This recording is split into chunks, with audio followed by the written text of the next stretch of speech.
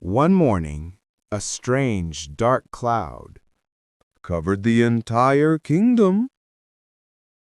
The people were afraid, and Princess Aria could feel their fear deep inside her heart. Princess Aria decided she must find the source of the darkness.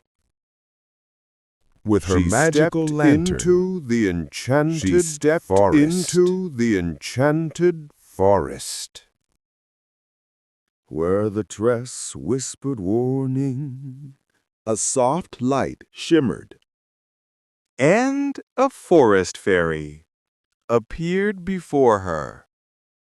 The fairy told Aria that only a brave and pure heart could break the dark spell. Aria reached the heart of the forest, where a giant shadow creature guarded the stolen light. Even though she was scared, she lifted her lantern bravely. Her courage made the lantern shine brighter than ever. The darkness vanished, and the kingdom was filled with golden light once again.